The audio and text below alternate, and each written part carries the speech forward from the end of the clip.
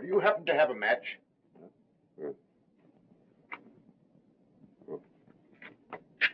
Say, where do you come from? This building is closed. Thank you.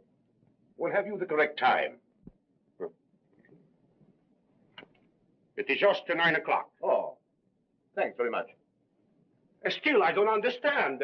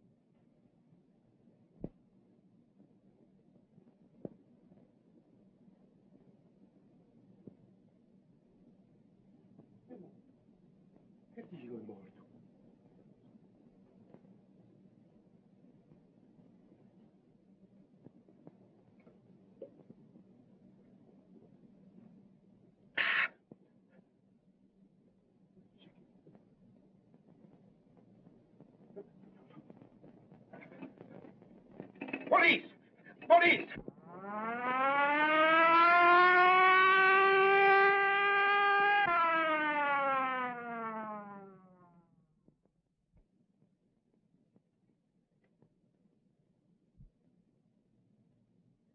Death was caused by strangulation, Inspector. The murderer had powerful hands, and he knew what he was doing. How long has he been dead? I should say about an hour. What's your name? Luigi Bacigalupa. All right, Louis. What do you know about this? Me? I don't know nothing. I only know what I say over the phone. Well, let's have your story. But I knew something terrible was going to happen tonight. So you knew something, huh? Oh, Mike, what's happened? Why, there's been a... Oh, yeah. I see.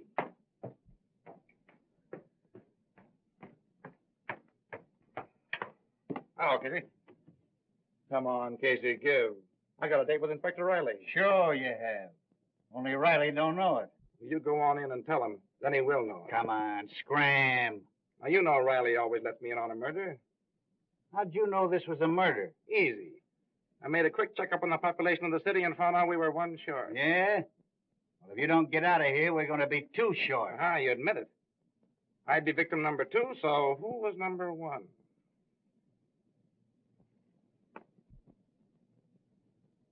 Garfield. Garfield. Where did I read something about him today? Now listen here. I remember. The Garfield Investment Company was petitioned into bankruptcy this morning. Another stockbroker got in the way of all flesh. Another stockbroker? Say, Casey, run in and tell Riley I gotta see him. I got a clue. But Come on now, Casey, come on. Right. I'm sorry, sir, but that Burton guy from the Chronicle is outside. You mean inside? Now listen. All right, Casey. All right, boy. What are you doing here, Burton? Well, you know I always tag along with you on all your unsolved murders. I just thought I'd come along to see that you didn't break the record. Is that so? Well, don't break anything on this story till I tell you to, or there'll be trouble. Ah, you know me. All right, Casey.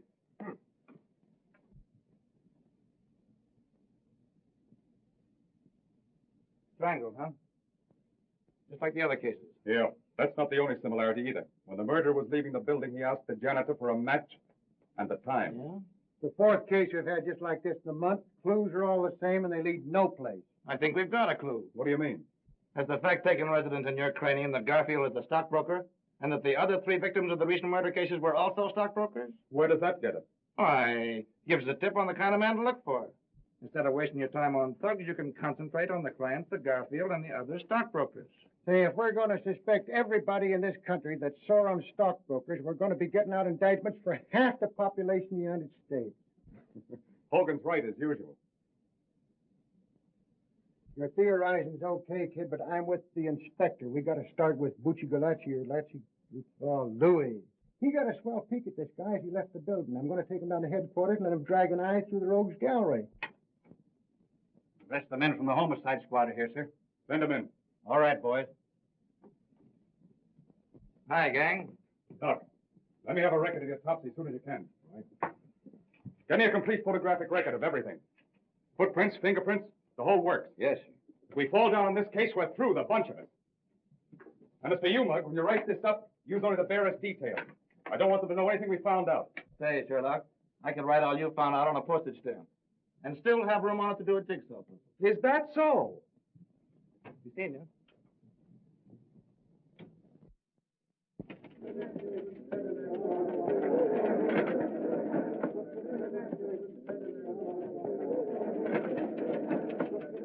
And that the opening of the opera season was a brilliant success is shown by the number of socially and financially prominent people who attended.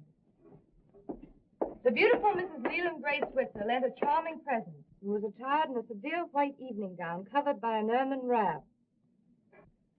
The lovely Miss Myrtle Hempstead was there also, and she wore a gown... Running pants, football cleats, and a spray of rhubarb. And a good time was had by all, because that worthless reporter from the Chronicle favored the gathering by his absence. As to what he was wearing, he was just wearing on everyone. How many times have I asked you not to spoil my record? About as many times I've asked you to marry me. Only up and up, Jerry. How about it? We get a place and raise some chickens? What do you say? Huh? Oh, Jack, I have so much to do. Go away. There you are. Marry me and I'll do all your work for it. I overheard the city editor say this morning that as far as your work was concerned, well, you better snap into it. Oh, yeah? For you, Miss Crane. Thanks.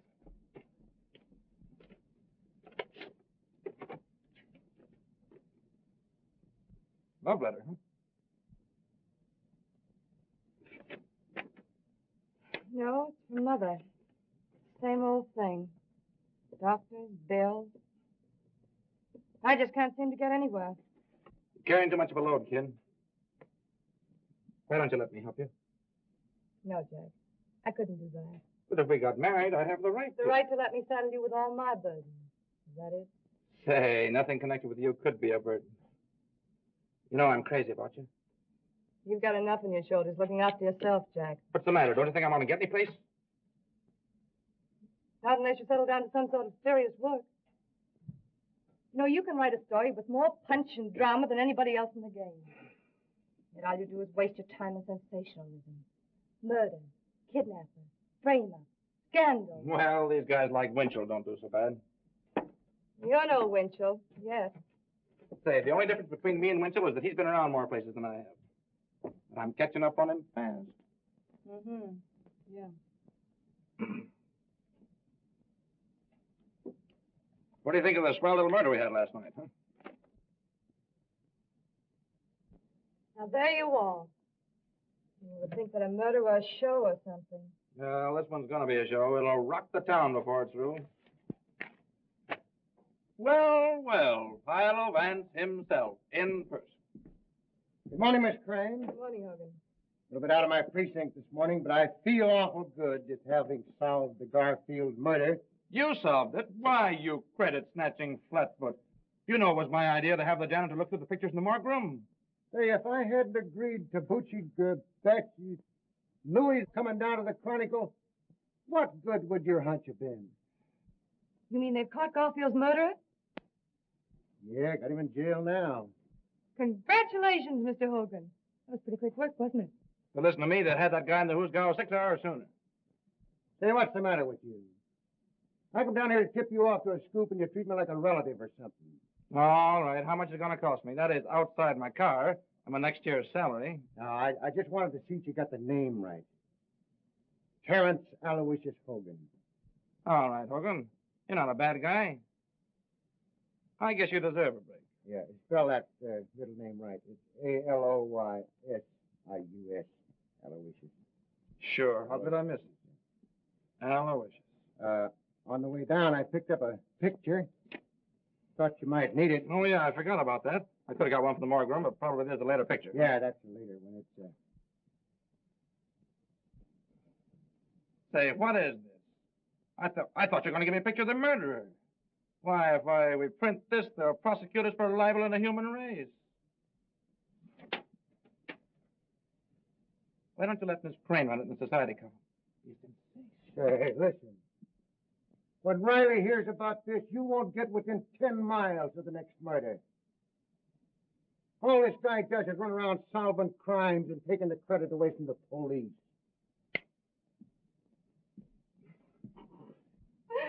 Poor Hogan. He means well, but he just ain't bright. Say, kid, what do you know about this big shot Breen, anyway? You mean Jerome Breen? Yeah, that's the baby. He's been giving the socialites an awful play lately. More on your line than mine. Well, I haven't got time to look him up in the files just now. Let me see. He came to town about 2 years ago. Mm-hmm. Bought the Tucker estate. Mm. Everybody likes him. He's given thousands of dollars to charity and all that sort of thing. Boy, what a yarn for the front page this'll make. What's Breen been doing to get himself on the front page? Oh, he's the guy that killed Garfield and a few others, probably. Jack, that's ridiculous. Jerome Breen isn't the sort of man who would murder anyone. No? Well, Louis, the janitor, possibly identified him as the man who was prowling around the building the night Garfield was strangled. Have you seen Mr. Breen? What does he say? Sure, I was with the squad when they picked him up. Naturally denies it, they always do. Jack, I think it's terrible to arrest a prominent man like Mr. Breen on so little evidence. Yeah? Well, we're going to have a whole lot more evidence before we get through. Now I see it. Just because you and the police department have a lot of unsolved murders on your hands, you're going to pin it on a man who's done more for this city than all the police and the newspapers put together. Say, why are you so hot for this fellow Breen, anyway? Because I know all the good he's done. His donation to charity, orphanages, hospitals. Yeah. That's the new gag nowadays. Charity covers a multitude of murders.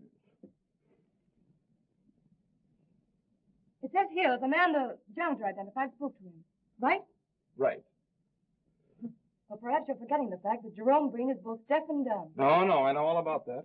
I interviewed him once. I had a hunch that he could do something with those hands as I'd talk with him. Jack, can't you see how your work is warping your mind? Why, all you're becoming is a trafficker on ruined reputations. Yep, me and Simon McGree. You see? It all comes back to what I said in the first place. We're always arguing. We can never agree on anything. The only thing for us to do is to get married. With your cruel attitude towards people, I wouldn't marry you if you were the last man in the world. Baby, if I were the last man in the world, I'll say you wouldn't marry me. You'd be run over in the stampede. Why, you...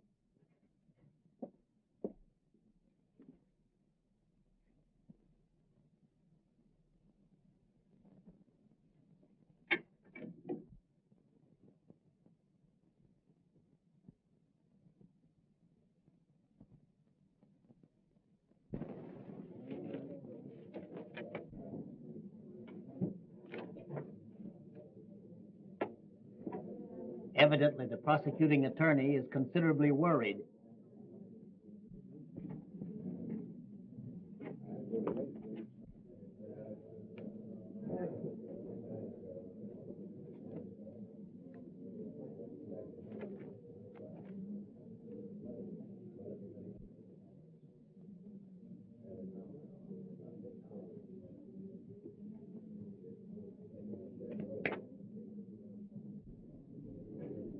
Mr. Breen says that if the prosecuting attorney has any hopes of winning the case, he should be worried.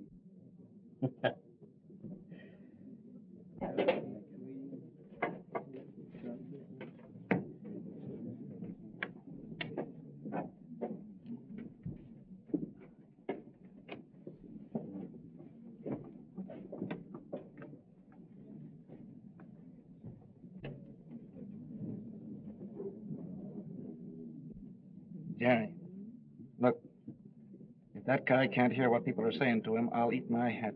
Oh, don't be silly, Jack. Why, all intelligent deaf people are lip readers. Oh, yeah? What do you think, Chief? Will they get a conviction? I don't know, Hogan. It's got me. All the state has to go on is the testimony of this janitor.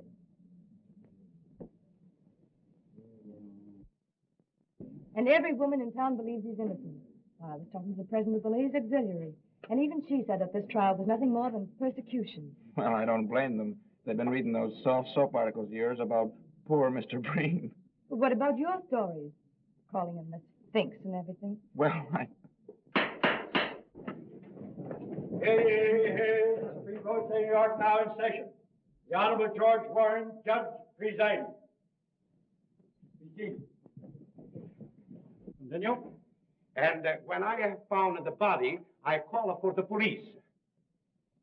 If you were to see this man again, would you recognize him? Sure.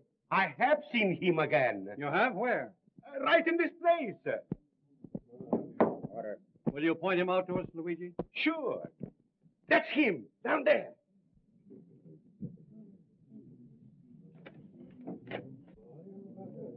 Order. You're quite sure that you couldn't be mistaken? Sure. I saw him with my own eyes, and I heard him with my own ears. That's all. Your witness.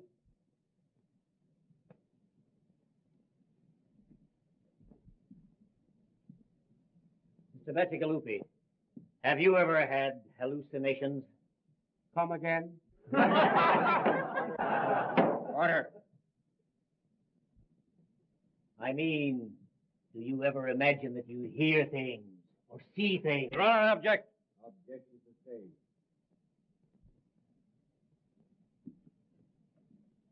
Mr. Bacigalupi, you are positive that you heard Mr. Breen speak to you? Yes, sir. Suppose I should prove that it would be impossible for Mr. Breen to speak. Was you there? Order. What would you say if I tell you that we're going to prove that Mr. Breen is deaf and dumb? I say you were a screwy. Order.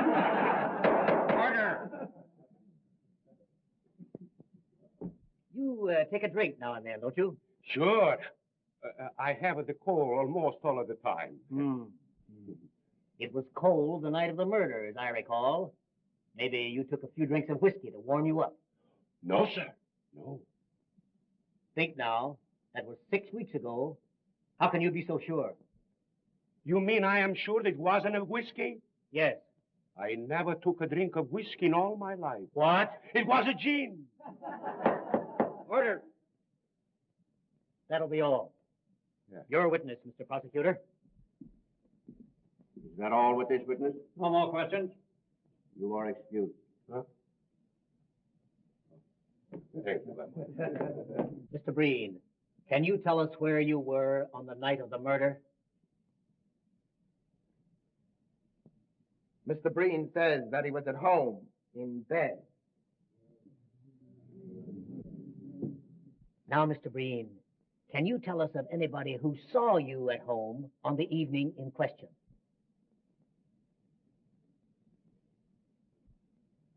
Mr. Breen said that I was at his house at the time. All right, Mr. Jenks. We'll get your testimony later. That will be all, Mr. Breen. Your witness. You see, if Mr. Breen weren't innocent, he could have hired a flock of witnesses to prove an alibi. Yeah? And if he's the shrewd boy I think he is, that's just what he wouldn't do. Jack, I'm surprised at you. Why, this is the flimsiest evidence I've ever heard given in a murder trial. I don't give a hang about the evidence. I tell you, Louis is right. If this guy is acquitted, we're going to have some more murders. Oh, ridiculous. Your name? Augustus Calvin, Your profession? physician and surgeon. Dr. Calvin. Doctor, have you examined Mr. Breen, the defendant? I have. Did you discover any abnormality in his physical structure? Yes, Mr. Breen can neither hear nor speak. Order. Just what, specifically, is the cause of his misfortune? Mr. Breen has paralysis of the vocal cords and the oral nerves. Well, just how long, in your opinion, has this condition existed? It was congenital. He was born with it. Order. Thank you. That'll be all. Your witness. The court, please. I move a recess until physicians appointed by the court have had an opportunity of examining the defendant. Motion granted. Court adjourned until 10 o'clock tomorrow morning.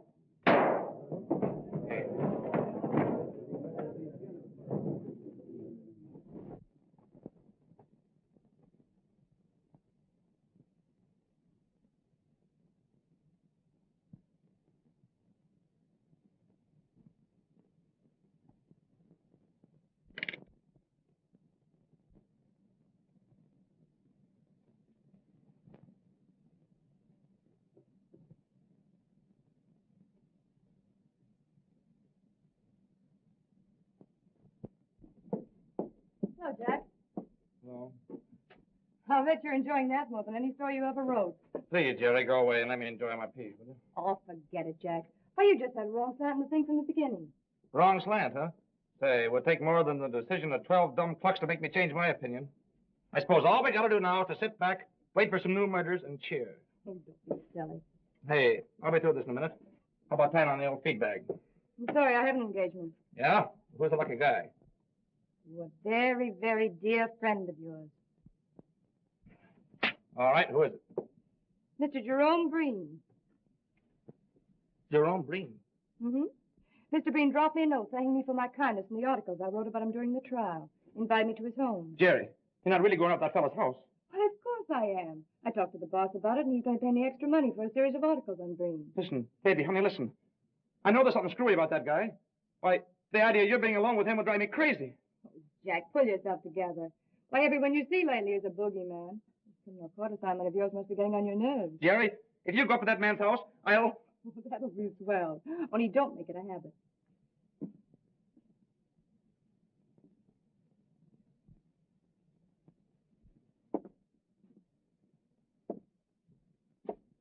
You, Mr. Burton?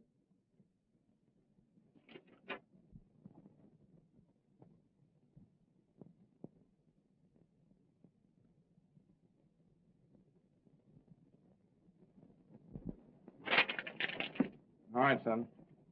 Say, Mr. Burton, there's a question I've been wanting to ask you for a long time. Go ahead, shoot. I know all the answers except the right one. Well, you see, I sort of been wanting to become a great reporter, and I'd like to know how to begin. Well, son, when you find out how to begin to be a great reporter, let me know. And I'll start with you.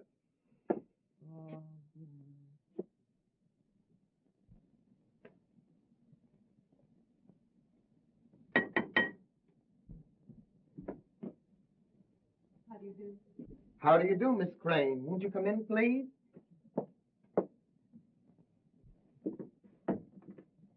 If you please.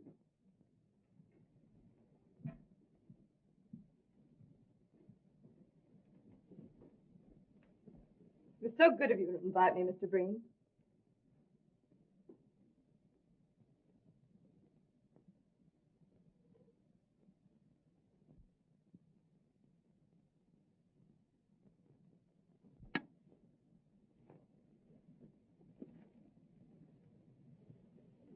Lovely house you have here.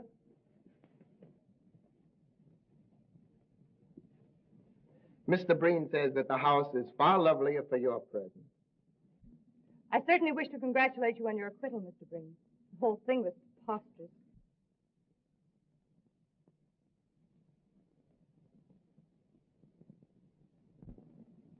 Mr. Breen says that your articles in the Chronicle were more effective than anything else in showing how preposterous the accusation really was. My. If these compliments continue, I'm sure I'm going to be so conceited I won't be able to write a good interview.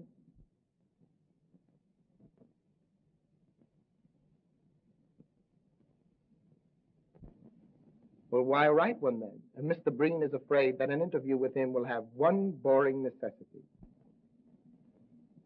I don't understand.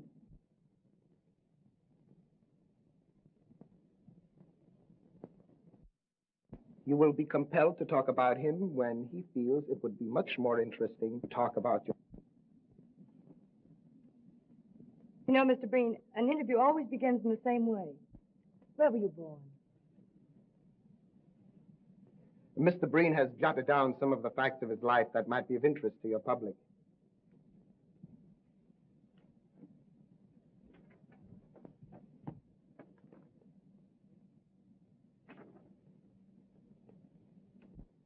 You may use the material in any way you see fit.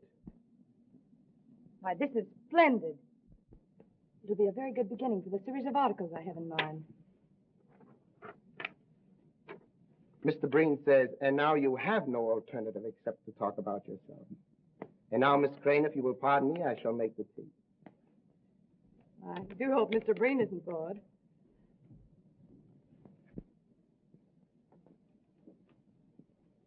Hey, Tony, Yes, sir. fill him up again. This, 3 points and 2 fifths.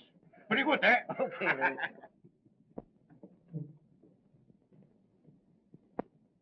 There you are, Ah, thank you. Hello, Louis. Hello, Mr. Burton. Well, when'd you give up drinking gin? Me first drink the wine, then the prohibition she comes, and me and all the good American citizens drink the gin. Then the law, he says, we must drink the beer. So me, Luigi Bacigalupe, drink the beer. Have one on me, huh? No, thanks. I'm not drinking. Kind of worried. What are you worried about? I am worried too. What you got to be worried about? I am worried how I am going to get out of here. What do you mean? See, it's like this. I eat the pretzels, then I get thirsty. I drink a glass of the beer, and when the glass of the beer goes down, I get hungry again, then I eat the pretzels, and I wonder, worry, what is going to be the end. Yeah, that's tough, all right. Hey, listen, Louis. Yeah, Are you dead sure it was Breen you were talking to the night of the Garfield murder? that's what I say in court, isn't it? Yeah, I know, old man, but nobody seems to believe you. Now, after all, you were drinking pretty heavily that night, weren't you? You might have been mistaken, huh? Say, Luigi Bacigalupe only make one mistake in his life, and I married her. All right, now cut out the Second Avenue comedy stuff, will you? And listen to me. Maybe you did have one drink too many, huh? Maybe you were seeing things, huh? Say, a few shots of gin means to me as much as a glass of milk means to you. I was brought up in it. I mean, the gin, not the milk. But man alive, how could it have been Breen you were talking to if he couldn't talk? Say, this is the last time I'm going to speak to you about this. I know what is what, and I know what is what not. If I have to decide, and what judges and lawyers and the like, and what I see with my own eyes, I stick to what I see with my own eyes. Say, that guy Brain is a bad egg. And anybody that gets mixed up with him is going to be in trouble sooner or later. Maybe sooner.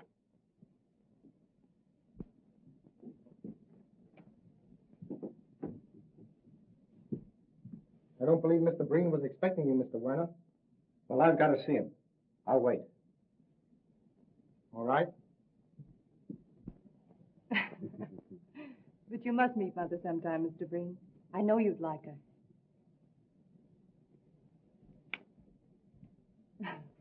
Mr. Werner's calling. Oh, I had no idea it was so late. I simply must be going.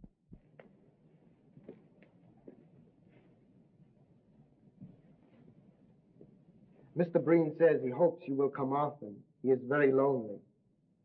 You're very kind. And it is so restful here. I'm afraid I'll wear out my welcome. Thank you. Goodbye.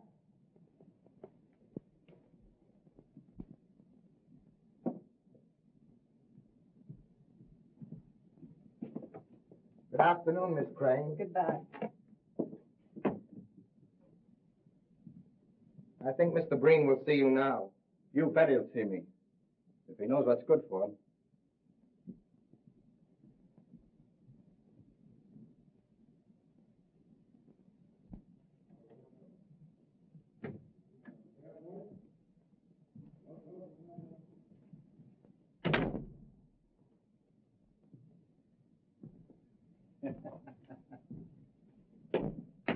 Oh, boys.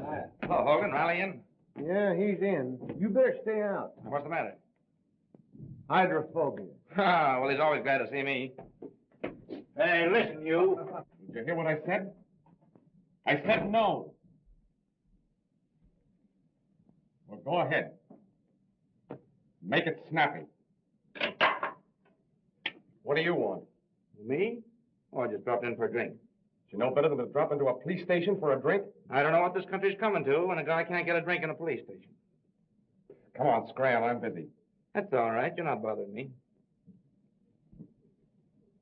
See where your girlfriend Jerry's playing around with your old pal Breen. Yeah, that's what's got me worried. Why don't you do something about it? I can't, Jim. I've talked to her till I'm blue in the face, but you know how a dame is. The more you knock a guy, the more she's for him. I'm sorry for you, kid, but I get grief of my own. I'm not in so strong with the police commission. Hey, Chief. There's a Mr. Werner here to see Burton. Werner? To see you? Oh, yeah, I forgot to mention it. I told him to meet me here. Say, what do you think this place is, a reception room? Listen, Jim, this guy may have a clue on the Breen case. He called me at my office, but I couldn't see him there on account of Jerry. Well, It's about the reward that my boss offered on the Garfield case, see? I wanted to hear him in case he has anything important to say. And what am I supposed to do? Play stenographer and take down a report of the conversation? No. You'd go in the other room and listen. I don't think a full view of that mug of yours will make anybody inclined to talk. Oh, is that so? Show him in, Casey. Huh?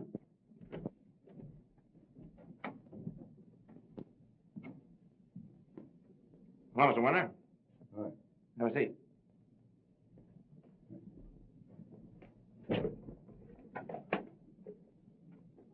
I hope you don't mind my asking you to come here, but you see, there are reasons why I couldn't have you at the Chronicle. No privacy. It's all right with me. Besides, you might need the cops before you get through. Yeah. Well, Mr. Winter, what do you know? What do you know about Breen? Ain't I know anything about Breen. I'm only a stockbroker's clerk. But I keep my eyes open. Yeah, but I thought that... I said I knew somebody connected with the Garfield murder. And maybe a few others. Well, as I told you over the phone, if you give us the right tip, there's $5,000 in it for you. Now get this, Burton. I've got a date tonight with a certain party. If he treats me right, there's no story. Well, where do I come in? You're going to be at my house at 8:30 tonight. $5,000. Either I tell you the story and get the dough, or it's no sale. But there's the address. Remember, 8:30. Oh, and another thing. If you should get there before me, don't say anything to my mother. She thinks the party I'm dealing with is on the up and up.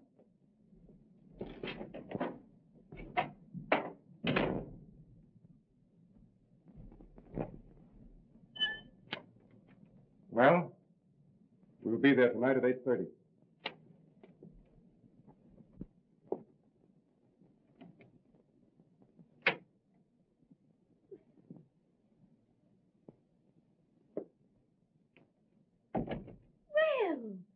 Well, Mr. Breen, I didn't know Dave was expecting you.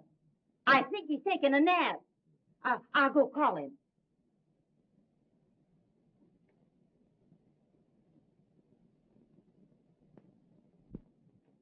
Oh, yes, upstairs.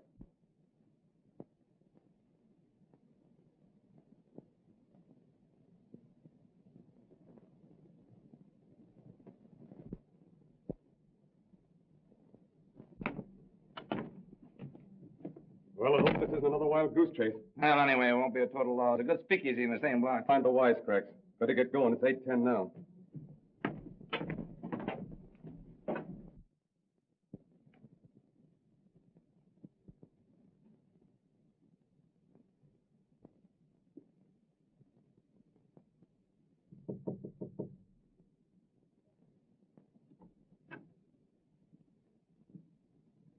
Mrs. Werner, do you happen to have the correct time?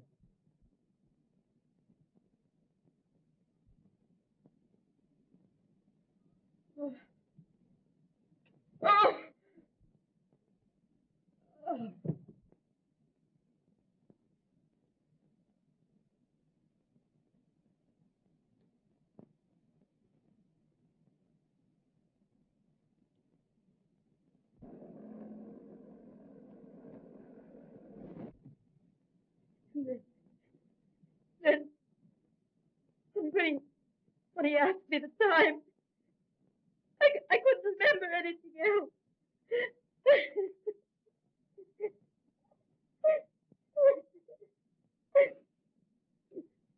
Oh, let me go up to him. No, you mustn't do that, Miss Werner. Please.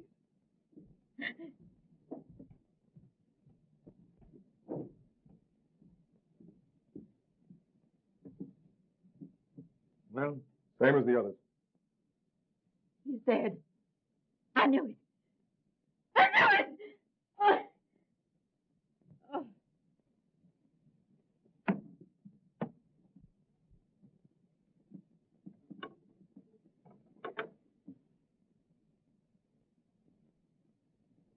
What are we going to do? Undoubtedly, Werner knew Breen's secret. That's why Breen did away with him. Yeah, that's right. We're going to that skunk's house. Hey, what about her?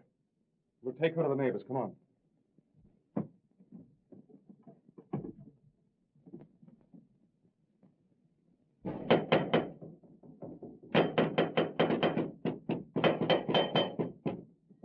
Breen. Why, he... All right.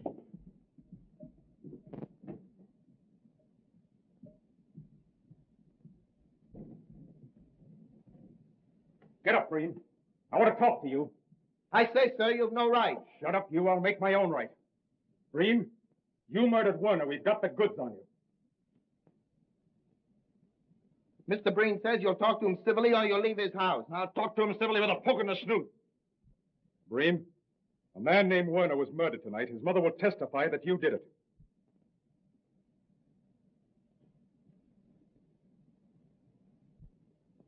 Mr. Breen says, why don't you arrest them again and make yourselves the laughing stocks you were in the Garfield case? Why, you... If you're innocent, how do you explain the people who will identify you as the man on the scene of the crime?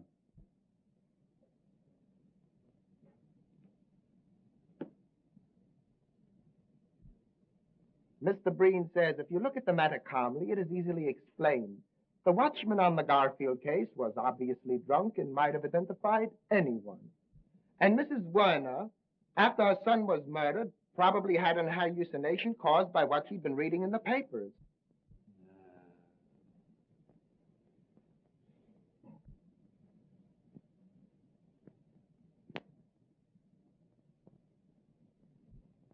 Mr. Breen is very sorry to hear of young Werner's death.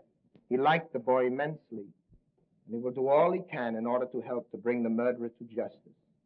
Thanks. Breen, where were you tonight at 8:30? Mr. Breen has had a very bad cold. He lay down at 6 o'clock and slept until the gentleman wakened him. Uh-huh.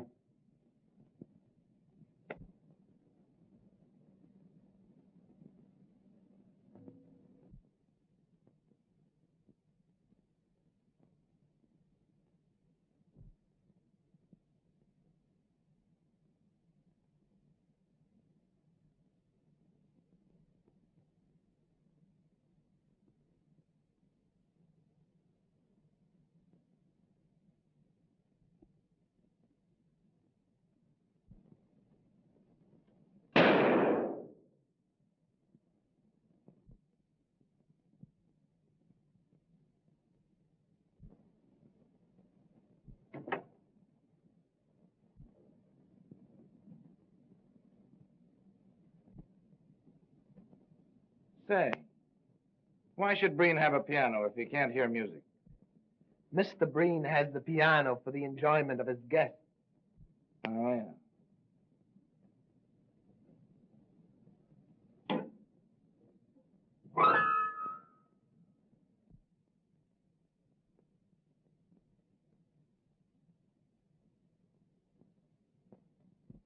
Come on, Jack. There's nothing else for us to do here. Good night, Mr. Breen. I'm sorry we disturbed you.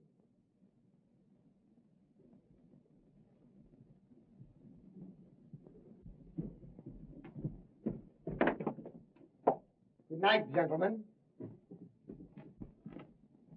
Say,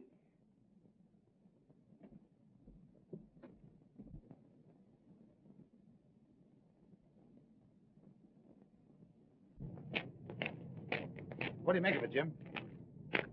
I'd like to know how he could hear that piano when I couldn't get a tumble out of him firing off a gun. What makes you think he could hear me at the piano? I was watching him. He heard you all right. Where does that get us? It gives me an idea. I'm going to sleep on it, and if I feel the same way in the morning, I'm going to the squad over here for a showdown. Yeah, but Chief. See me at my office at 9 o'clock in the morning. Well, listen, can't you give me a tip of some kind? Don't want to discuss it. That's all I've got to say. Well, now, listen, you know, I've been...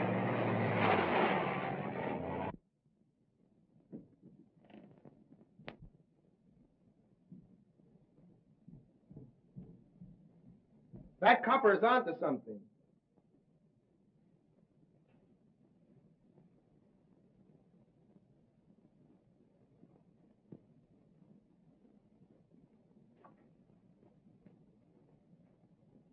I also found out that reporter guy is sweet on the crane dame.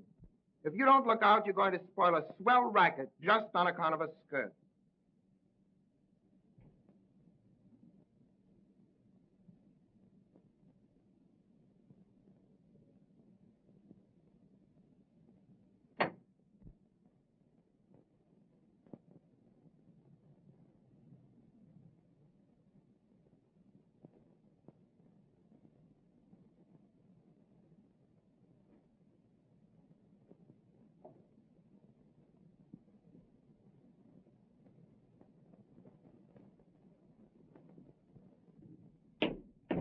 Hi, boys. Hi, Casey. Hey, wait a minute.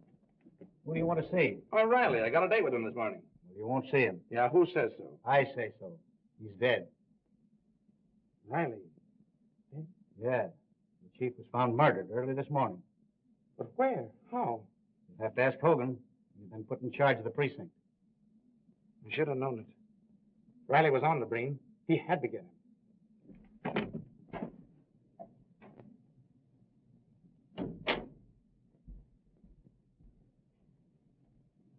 Hogan, how did it happen? Tell me about it. Riley's wife found him in bed, 7 o'clock. Strangled like the other guys. How could the murderer get to him? Easy. Alleyway and a fire escape leading to his bedroom window. Now I know it's Breen. Yeah? What are you going to do about it? Can't get anything on him.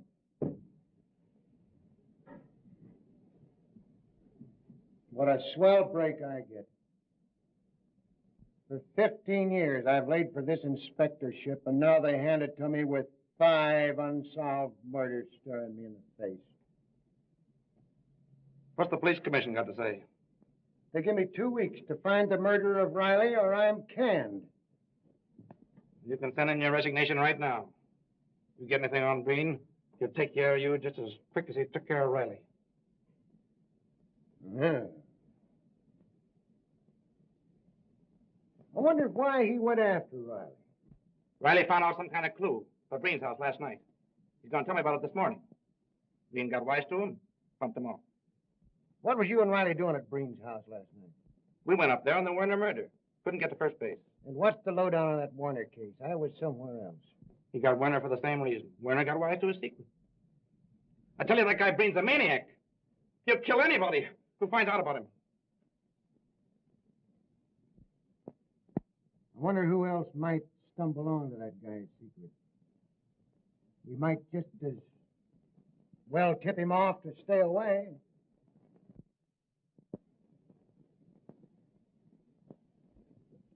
Jerry Crane. What about her? I mean, she's been seeing Breen all the time. She might stumble onto his secret. I thought she was your girl. She used to be until this guy started working on her, hypnotizing her. I gotta do something. Say, wait a minute. Let me talk to her. I got away with these things. Yeah, all right. Say, give me the Chronicle right quick. Yes, we know, but don't you realize the danger you're in? I'm sorry, Mr. Hogan, but I can't see it that way. I know Mr. Breen better than any of you. He couldn't possibly be guilty of the things you're talking about. But, Jerry, dear, don't you understand? We've been working on this thing. We can see things you can't. Jack, you should know better. When people go snooping around with wild ideas in their mind, the first thing you know, they begin to believe them. As a matter of fact, you're asking me to believe the rottenest things about one of the finest men I've ever met. We're not asking you to believe a thing. All we want you to do is to stop associating with Breen. What do you mean, associating with Breen? Well, everybody's been talking about it. It's even been in the newspapers. All these visits you've been making to his house. Which only means that the gossipers and columnists in the other papers are following in the footsteps of Mr. Burton of the Chronicle. You're very foolish. Risking your life for a woman's whim. Why, this is no whim, and Jack knows it very well. I'm writing a series of articles on Mr. Breen. I'm being well paid, and I need the money badly. All right, then. Chuck your articles. I'll give you what you need. We've been through all that, Jack. How many more articles have you got to write? You've written a dozen now for a guy who doesn't even write a short obituary. Well, that's really my business. Supposing I make it my business. Now, see here, Mr. Burton. I like Mr. Breen, and I'm going to see him whenever I want to. But, Jerry, listen, honey. Don't go now. Have dinner with me and talk it over. As a matter of fact, I'm having dinner with Mr. Breen. What?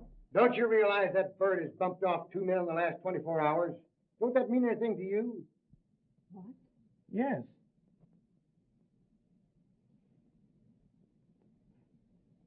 No more than it would to Jack or any other reporter covering an assignment.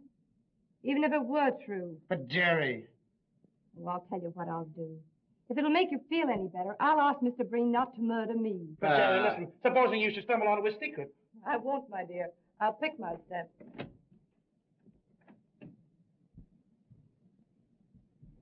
Hogan, I don't care what she says. She's liable to go up to the house tonight and never be heard of again. Send Casey in here. We've got to do something.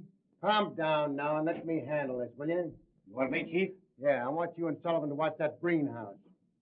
Jerry Crane's going over there tonight. If anything suspicious happens, telephone me here. Oh, thanks, Hogan. You're a pal. I'll go along with the boys and help them cover the house. Yeah, and I'm going to get into a jam over this. Against the commission's order to have anybody watching us is suspected of a felony. Felony? Say, what do you think this is, a picnic? I don't like dames. I never did like dames. I'm going to get canned for protecting one when I ought to be giving her a good swift kick in the slacks.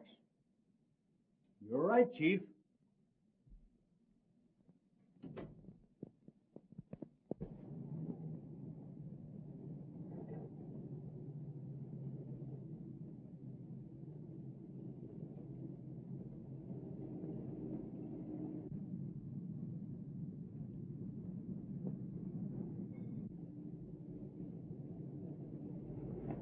Is that the Crane dame just went in the house? Yeah, I was talking to Burton when she went by. Just our luck. She's a good-looking dame. We're liable to have to wait here for hours. Well, it's Hogan's orders. We better keep circling the block.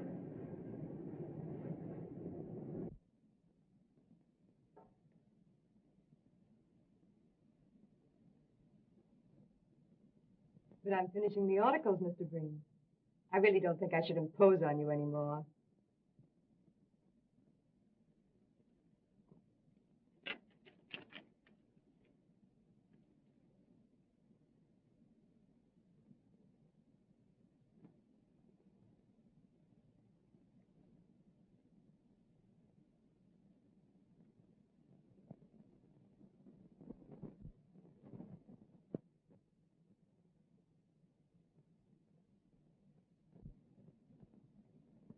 I can't see any reason why I should stop coming up here. You seem like an old friend whom I've known for years.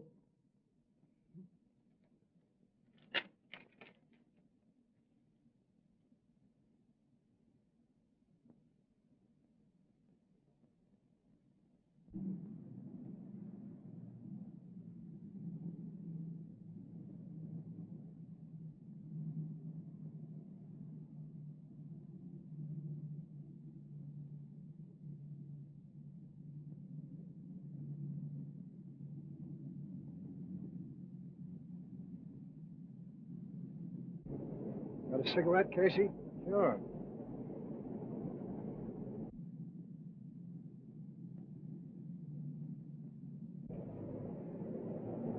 Better walk on. I got a hunch that guy spotted us.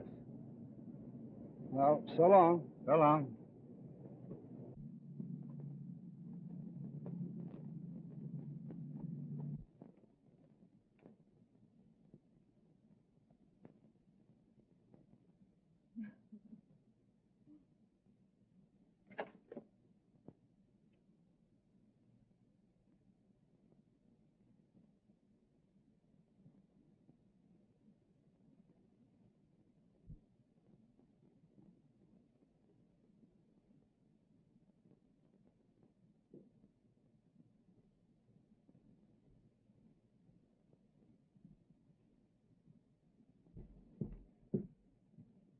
I told you about that dame.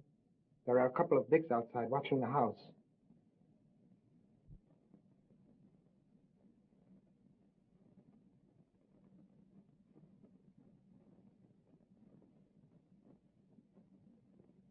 I told you.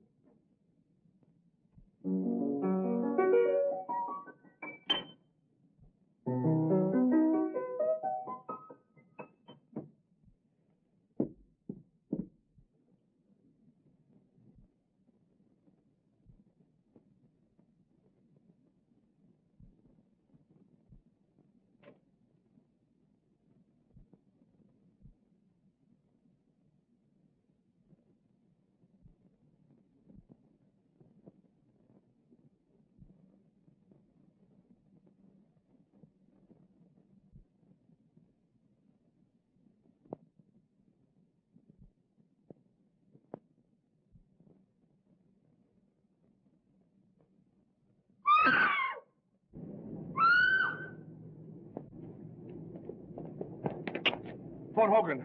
Come on, Casey, quick.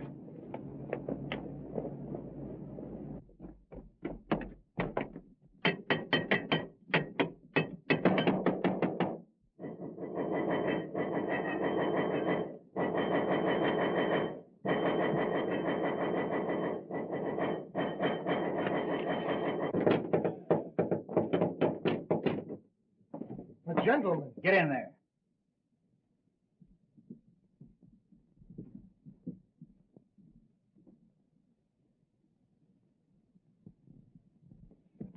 Where's Jerry Crane? Now listen here, You shut up. What have you done with it?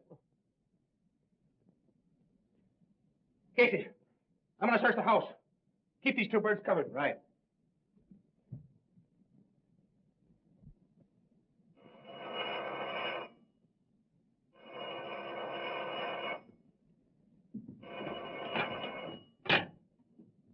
Hello? Hello? Yeah, Hogan? I'll have the squad right there. On the way, boys. Get on your toes. We're leaving. We're on our way.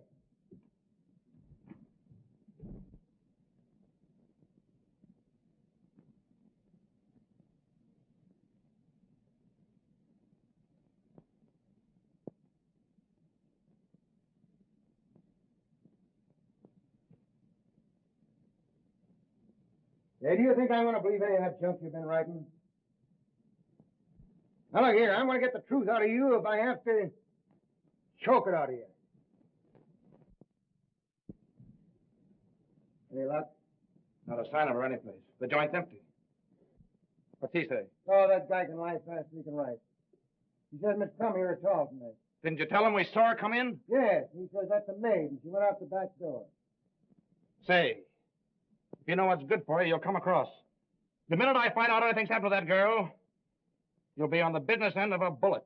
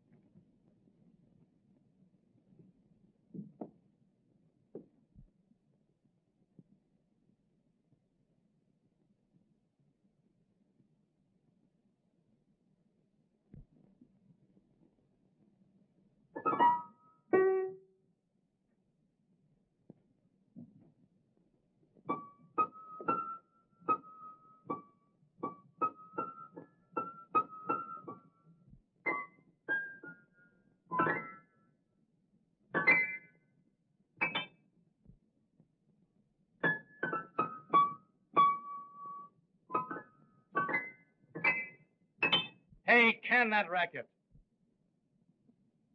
You just ain't got no ear for music. Besides, I think a lot better when I play. Yeah? Say, I got a hunch I've got the secret of this mystery right at my fingertips. I tell you, Jerry's right here in this house. Yeah, that's right.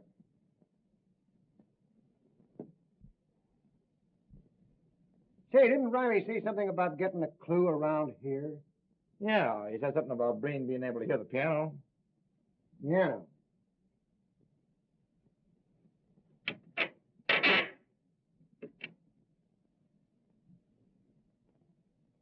Well, I don't know what kind of a clue he'd get out of that.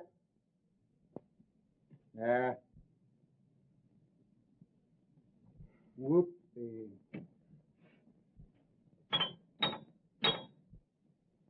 Look!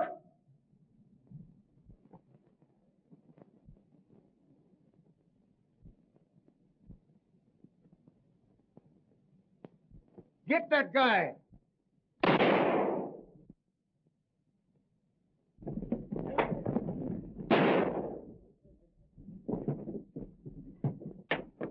Jerry, Take it easy.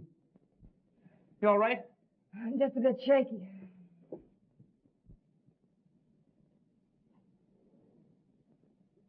Yeah, you take it easy there, boy.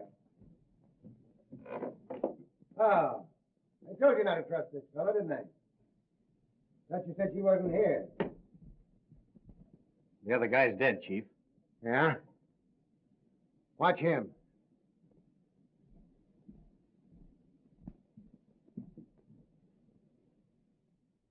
Well.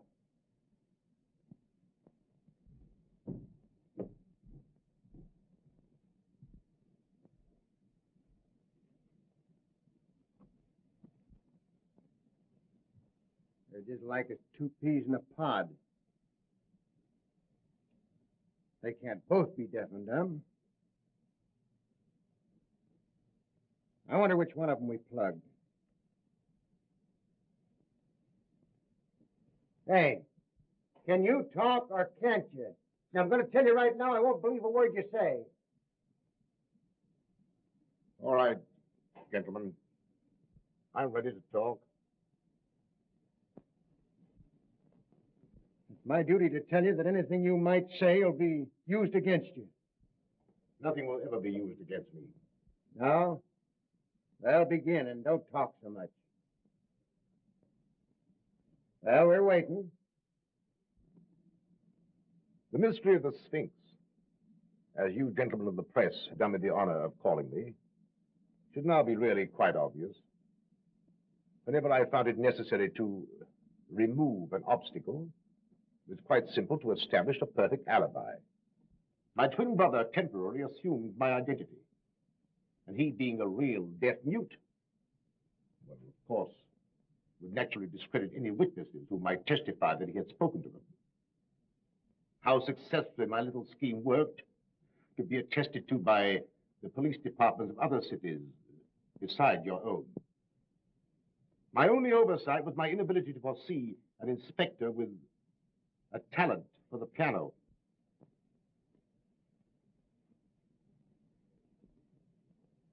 So you admit that you got Garfield, eh? Unfortunately, I did. I formed a stock pool with 4 other brokers with Garfield. They didn't like the way I did business and threatened to go to the district attorney. Well, I had to protect myself. Why, of course. And Werner and Riley, what about them? One was a skunk who tried to double-cross me. Riley got suspicious about the piano. And Jenks, was he in on this? Where is that guy? Jenks is miles away by now. Suppose you ask him. You won't talk, eh? Well, suppose we get going before you get a chance to get miles away. Snap 'em on him.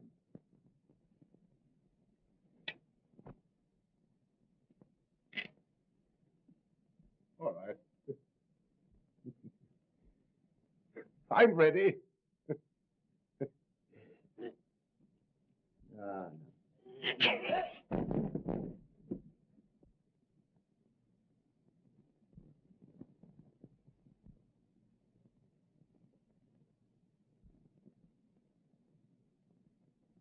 He's dead.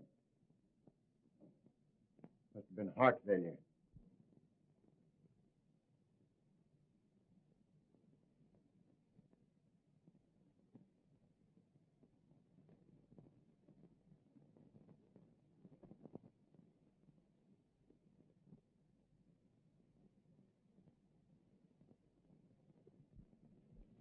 There you are. Careful. What's that, a souvenir? That's how he died. Poison. What are you trying to do, kid me? It's a medieval poison ring. If you press it right, the plunger comes out and pricks the finger. Oh. You know, I suspected something like that all the time. Yeah. Sullivan, take care of that, will you? And, Jack, I guess I've been pretty stupid. Well, I'll let it go this time, but from now on, I'm wearing the brains in this family. This family? Well, aren't you working a little fast? You bet I am. We're getting married. I'm going to raise chickens. You're going to raise... How about it, Mama? All right, boys, I'll see you pretty quick. You take care of it. Oh, excuse me. All right, all right. Well, Inspector, I guess you'll keep your job after all, huh? Yeah. I'll keep the job. And you all laugh when I sit down at the piano.